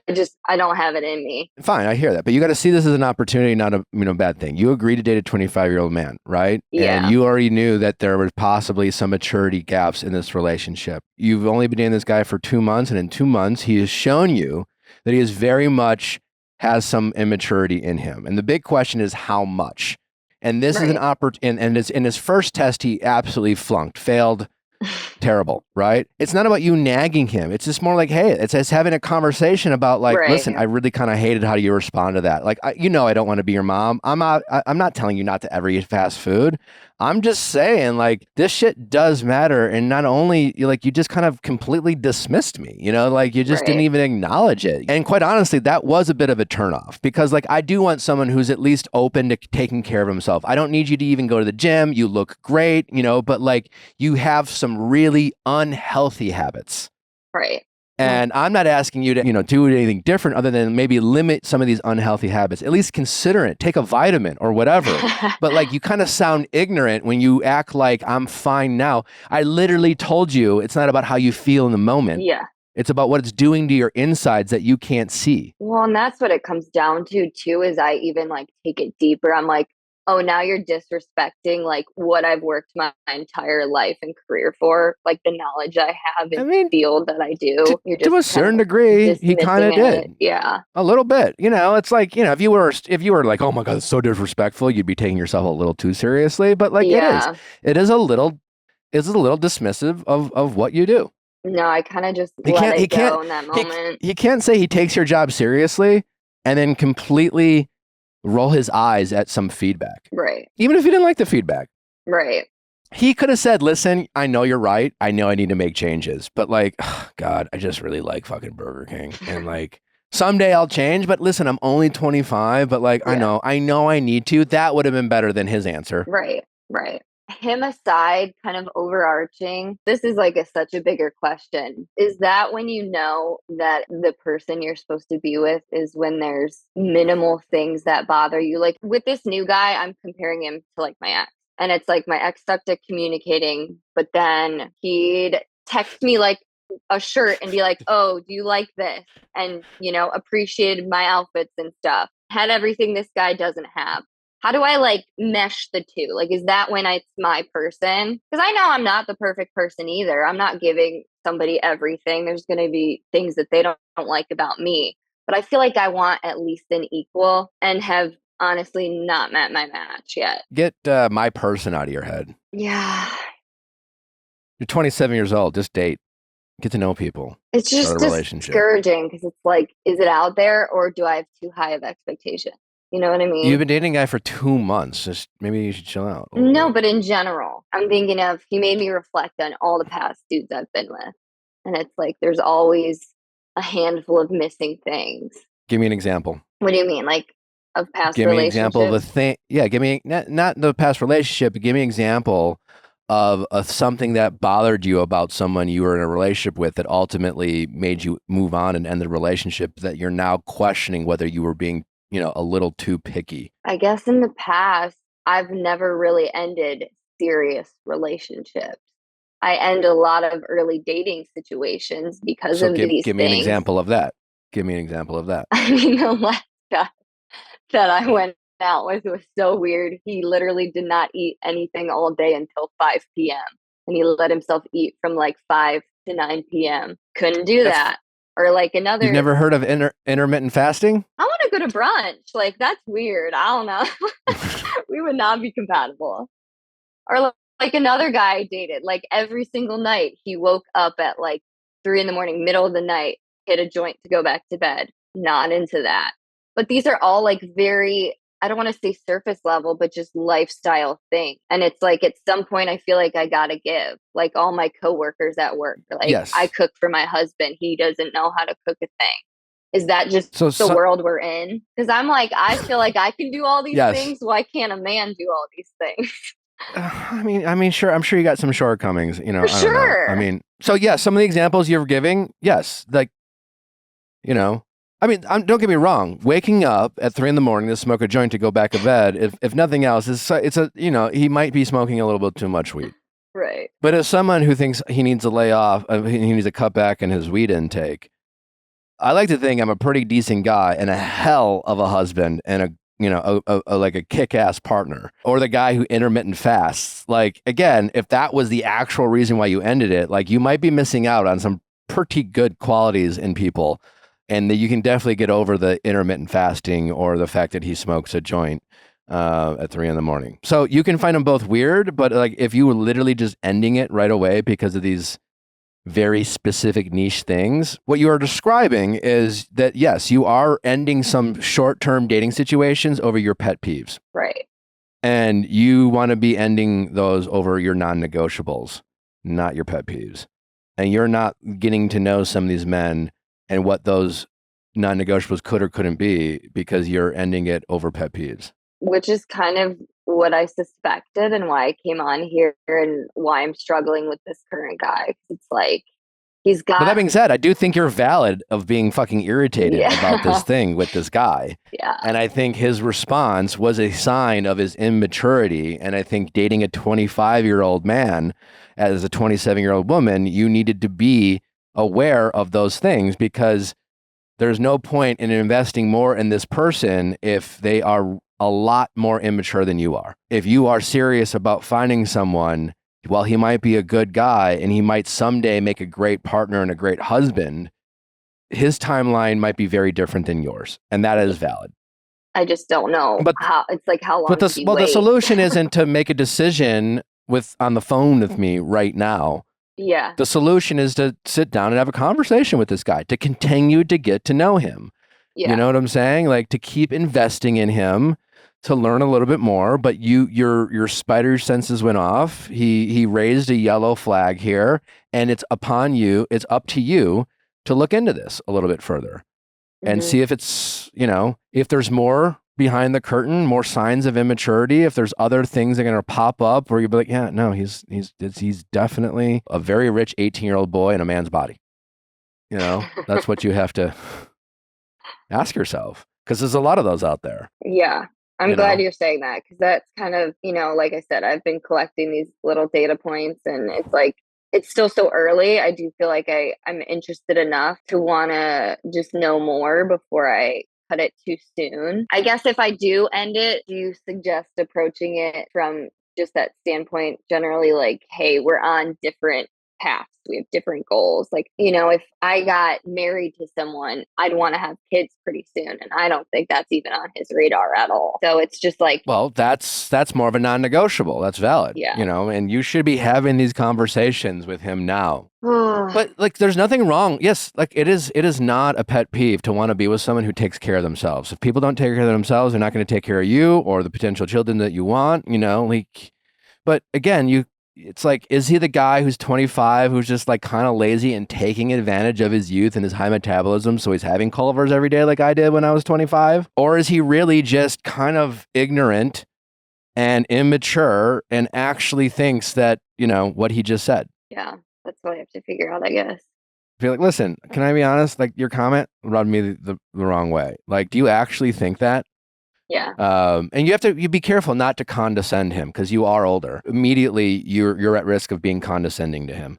Right. So don't talk down to him. Well, that's the And thing. just say, I feel like it's just been little comments here and there because I'm afraid to like dive too deep into it and come off like rude and nagging. And I don't want him to resent me. I don't want to resent him. So it's a fine line. Yes, but eating fast food every day isn't. Okay, I'm glad you're like kind of telling me I'm not crazy in this, because If I met someone who ate fast food every day, it'd be a no for me. And if they gave me that answer like that, I'd been like, I would have some serious concerns. yeah. And I Yes. don't want the chicken and rice dude either, but just some balance would be real great. Yeah.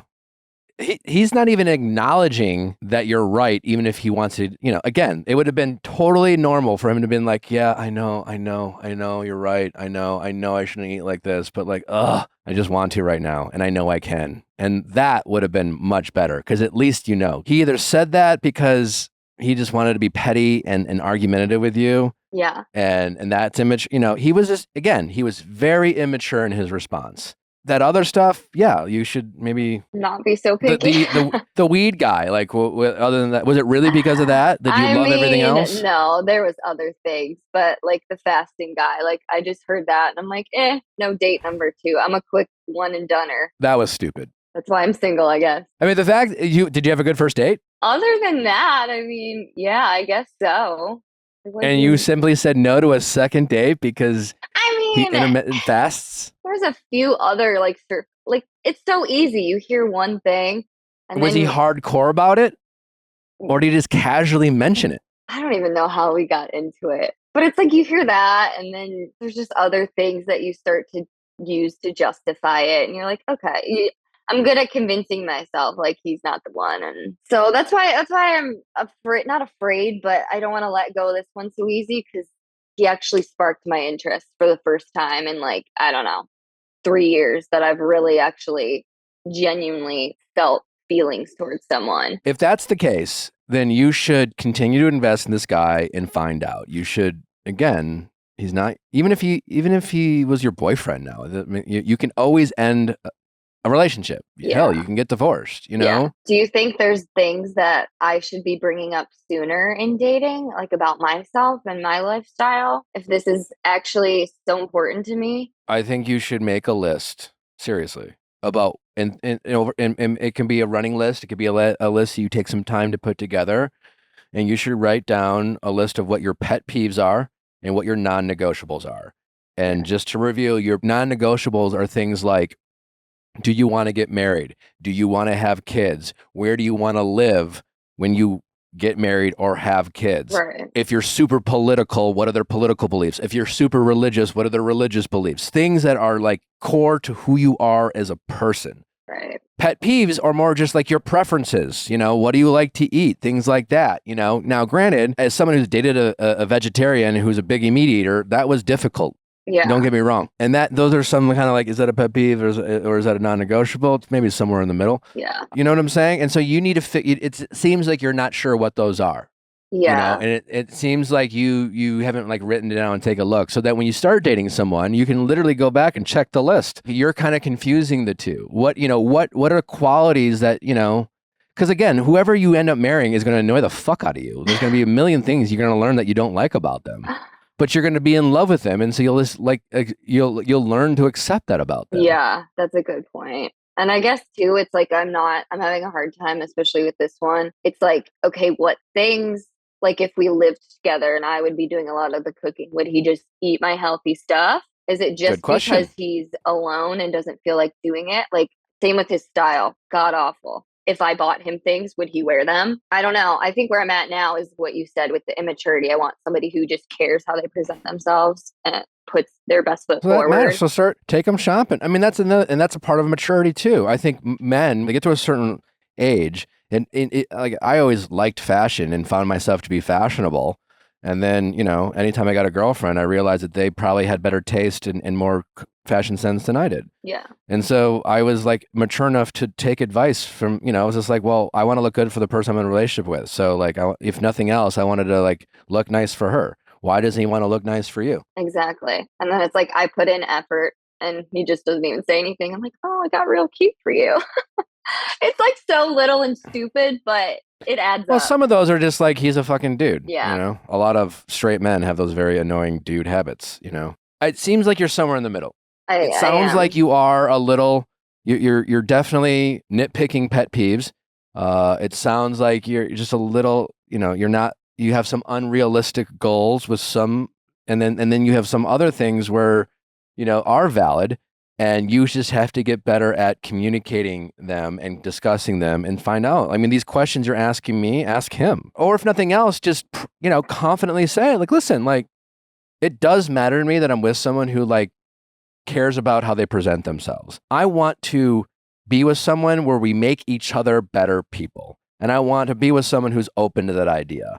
I want to learn stuff from you. I want you to open my eyes to new and exciting things as well. And I want to help make you a better person. You can't make him a better person, but you can give, people say that's like, I want to meet someone who makes me a better person. And it's kind of a cop out. But what I do think that like you want to be with someone who gives you the opportunity to be your best self. Mm-hmm. And he's not interested in a lot in getting your help to be his best self. And is it just too early for that, you think? Sure, but your conversations so far have demonstrated the possibility that he's not interested in changing it all. That's what scares me. Is it's like exactly. So communicate that with him. Yeah. Just be like, listen. At the end of the day, it's really not about the fast food, but like, are you going to be that stubborn with other things that?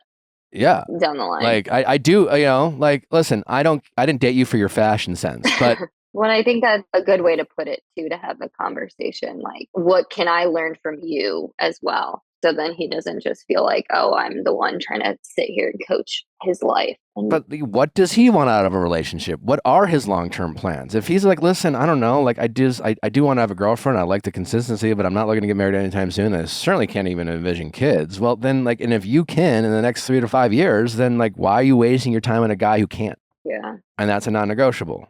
Yeah, we haven't even really gotten that far. It would be very foolish for you to stay in a relationship with this guy if he's very clear that he has no interest in kids whatsoever, and you do. Yeah. And it would be very foolish for you to think that you're going to change his mind in the next 3 to 5 years. A lot to think about. Make that list of pet peeves and non-negotiables. What are your immediate dating goals? What do you want for yourself in the next year or two? What do you want for yourself in 5 to 10 years? Where are you in your life? Things might change. Once you get those answers, then have a conversation with him about how compatible you guys are. Do you like doing the same things? That's kind of was my thought, was like just straight up asking him, do you think we're compatible?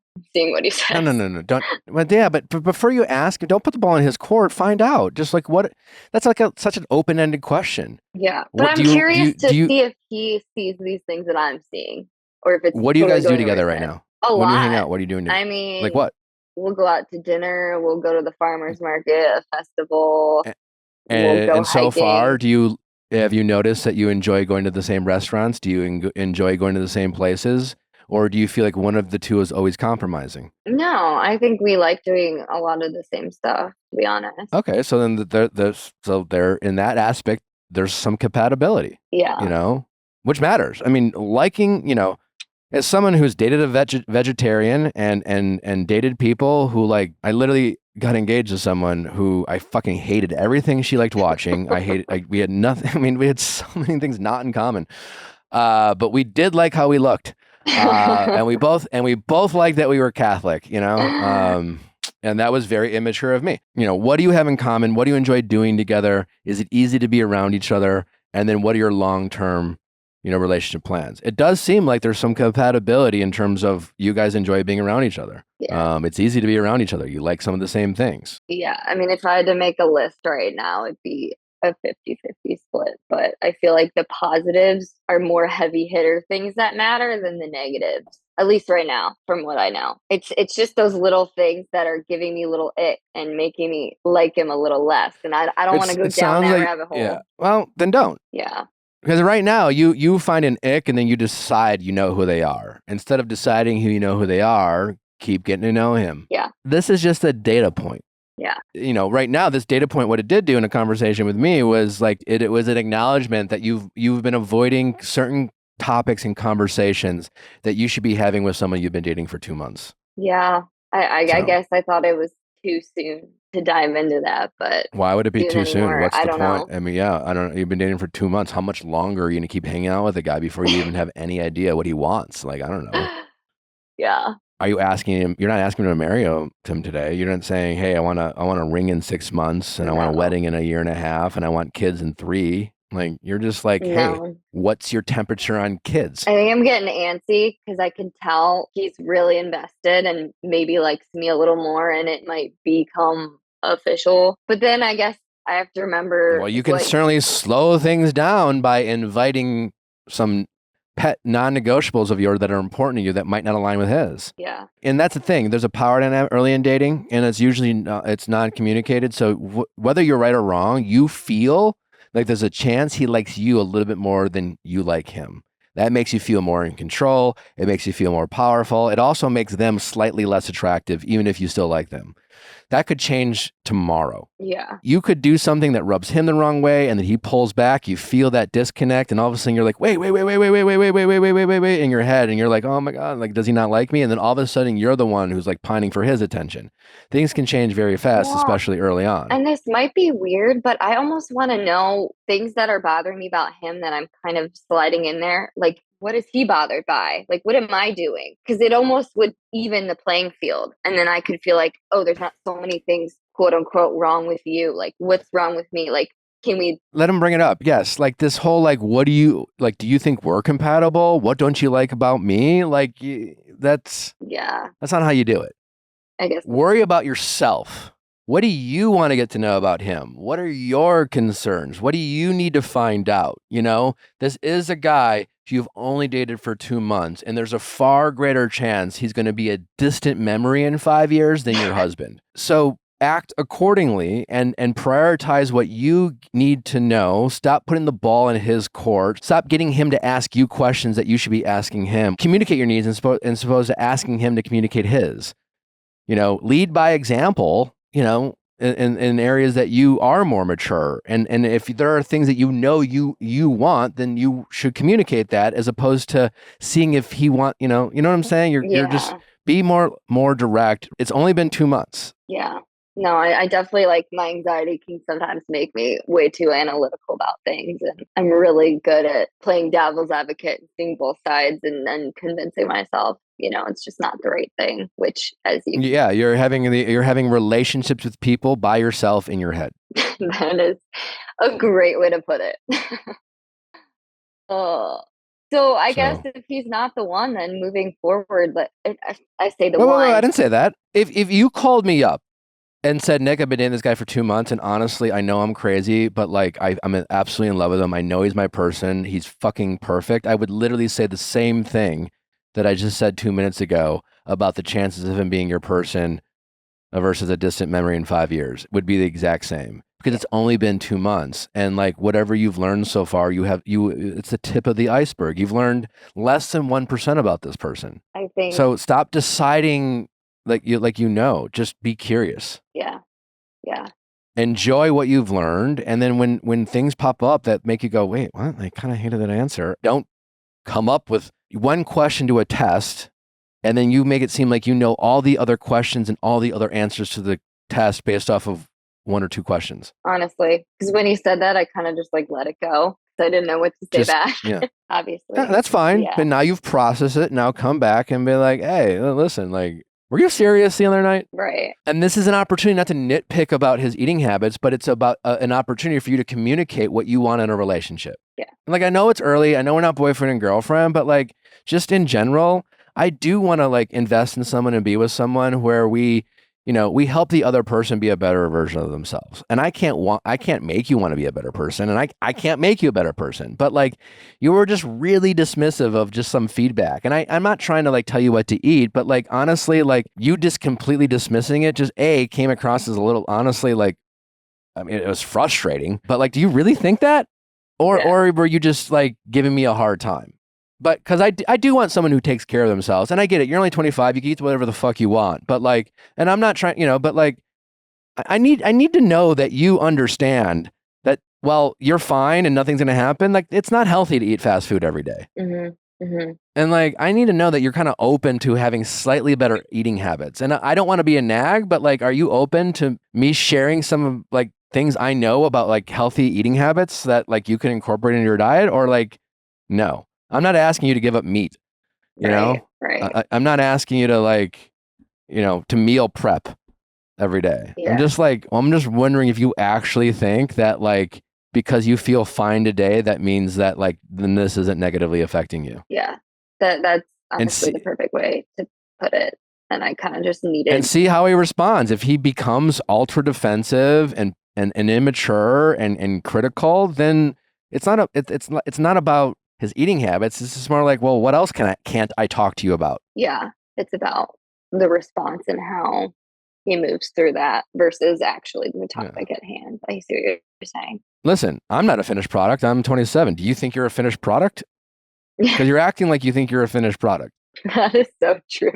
Honest to God, that is the attitude right now. Okay. Which is common for 25-year-olds. But like, you need to know, like, it's like, that's part of maturity. Maturity is knowing that you're immature. Yeah, and I don't think we're there. Self-awareness is knowing that sometimes you can be crazy. It's always the people who are like, I'm not crazy. Then I'm like, you're crazy as fuck. And the people who tell me that they're kind of crazy, I think actually you're probably not. You're probably pretty fucking normal. I'm sure you've had moments. I'm sure you've had a bad day. I'm sure you've had to apologize for overreacting. But for the most part, that's a very sane thing to say, that you can be crazy sometimes. Someone who calls himself high maintenance, I'm usually thinking they're probably slightly less high maintenance than they think they are. When someone's like, I'm not high maintenance at all, I'm always like, okay, here we go. And that's why I'm Is he here. self-aware? I'm like, this sounds really superficial of me, but I know there's some validity to it. So, that's why I'm here trying to talk through it. And I'm glad I did. Yeah, but there's a difference between, again, getting 1% of information and feeling like you can answer 100% of the test, as opposed to seeing as like, all right, I need to learn more. I need to, open up the book, read the pages, Yeah, and not be ready to end it based on that one conversation. All right. I think Was this helpful? Yeah, definitely helpful. I know kind of all right, how well, keep us posted. it. We'd love to know if what happens. You and me both. Could go either way. Well, yeah, but you're going to find out, and I'm asking you to share it with us. I definitely can do that. I All can right, do that. all right. Well, thank you for your Let us know. time. And I love the fall decor. It's very cute. Well, that was all Justin. Thank you. I approve. All right, take care. Take care. Thank you so much. All right, bye-bye. Bye. Thanks for listening. Don't forget sending your questions at asknick@theviallfiles.com. We'll see you tomorrow for Marissa from Love is Blind. Also, we'll be getting to Salt Lake City, OC, that much and so much more. And then we have Joan, your golden bachelorette, with us for a really amazing episode of Going Deeper. You will not want to miss that. And then we got I'm more great stuff on Thursday. We are just kicking ass. Bye.